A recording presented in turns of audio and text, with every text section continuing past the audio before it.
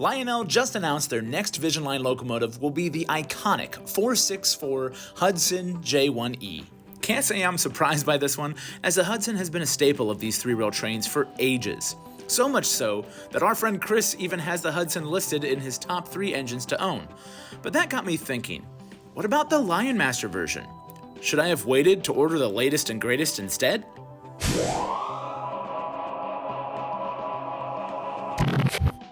Anyone who's been following this channel knows I love the LionMaster lineup, so I'm going to do my best to remove any personal bias I have out of this matchup. We're going to break down the value of each engine with their performance features and cost to see which one is the better deal. I haven't really even looked at these features before making this, so I'm not sure what we'll find. Let's dig in. As a refresher, Lionel finally revived their long-absent LionMaster tooling for the Hudson with their 2024 Volume 2 catalog.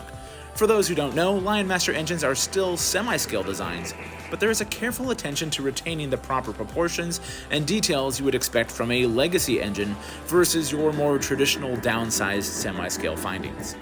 They're also rated to run on curves as tight as 031.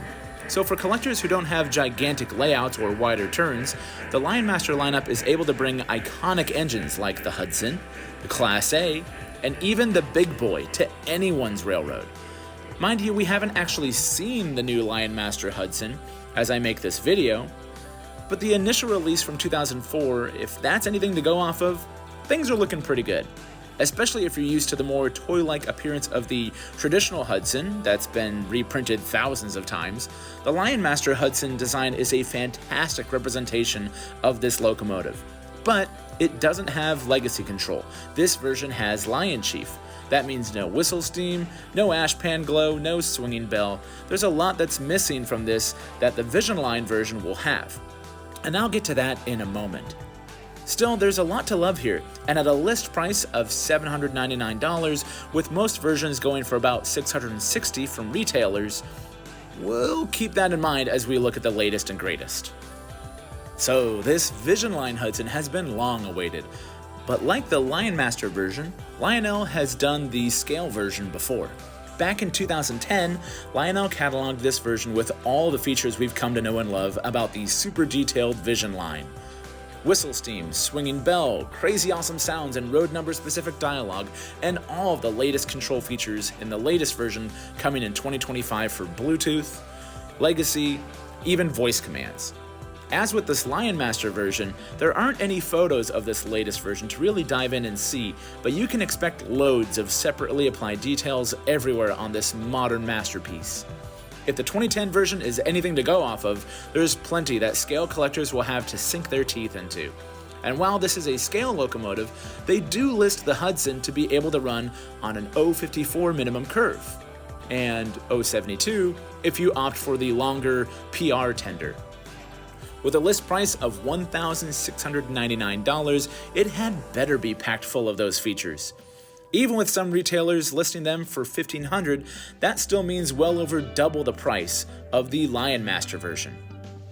So let's put the stats on these head to head. The LionMaster isn't a scale locomotive, but it's not small by any means. My friend Art put his TMCC LionMaster Hudson up next to his scale version, and while it is down on size, it's still a good looking engine with nice detailing and enough heft to look right pulling scale or upsized semi-scale cars. Things like the Rail King rolling stock would probably be perfect with it. I love these. To that end, it would look fine next to other scale-sized engines on the smaller end of the spectrum.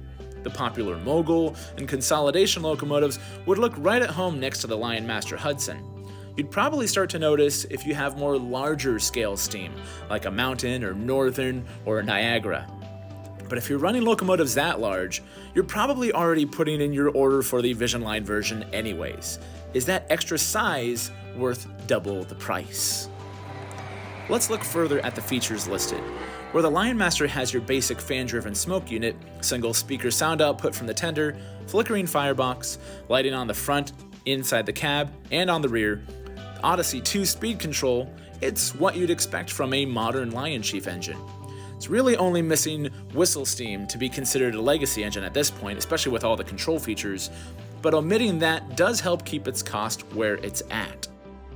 The VisionLine only builds upon that with additional steam features, a swinging bell that moves in sync with the sounds, all sorts of accurate crew dialogue specific to each engine, and detail that would make a museum blush. I've had the chance to run a JLC locomotive on my home rails briefly, and those are essentially early VisionLine engines. But the thing that I found was that it made everything else on my layout seem like a toy. With so much detail, even some of my scale-sized rolling stock looked a little silly behind it. Even next to other legacy engines, they started to look a little more basic when compared to JLC or, I would imagine, VisionLine standards.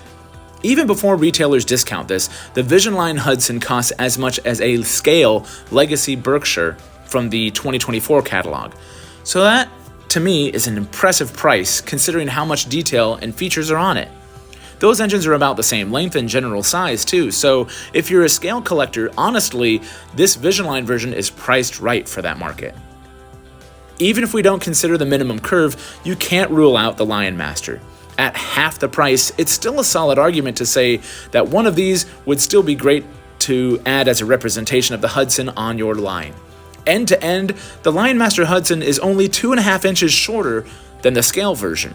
So you're not giving up as much size as you are electronic features and intensive detailing. That said, the details on this LionMaster are in line with other legacy locomotives, so it won't leave you wanting more in that department. I was hoping to come up with a more conclusive decision at the end of this, but I come away with two possible outcomes.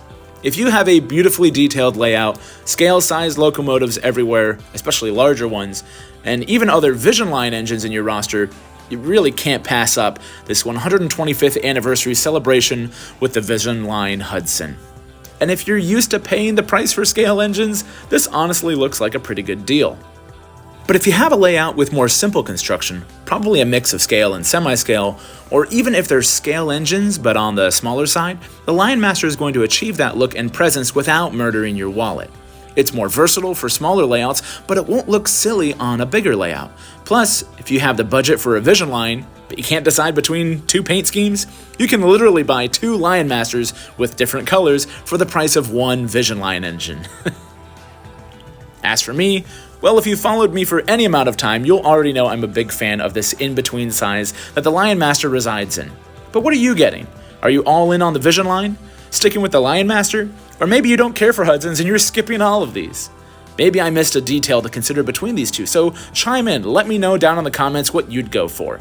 As always, please like, subscribe, and hit that bell so you don't miss what's next. We'll see you on the next one.